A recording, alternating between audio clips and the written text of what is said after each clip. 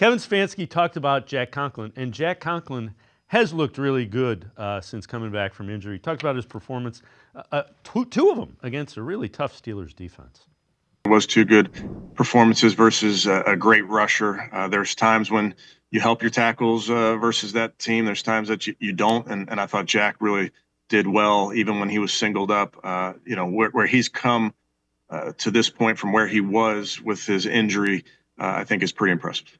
I think he's fought really hard to get back, got back, and really hasn't missed a beat. I think he's certainly gotten better each week, as most players do when you're coming off of an injury. You get more comfortable and you get a little bit stronger and those type of things. And I thought he's acquitted himself really nicely.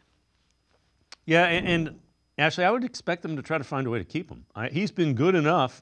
You're probably going to move on from Jed Wills. DeJuan Jones, you think might be. Jack Conklin's known if he is healthy and you can find a way to make it work, he's an anchor, provided he can stay healthy at one of your tackle spots.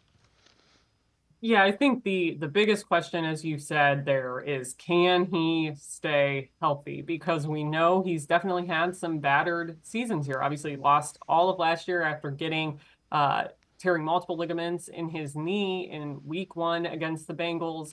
2021, he had the patellar tendon rupture that he worked his way back for in 2022. So he's had some significant injuries here, but I think if he can stay healthy, I mean, he's a former all-pro guy. He's a veteran. I think as long as he is out there producing, you want him because you see what he did in these 2 games against TJ Watt. He didn't give up a sack.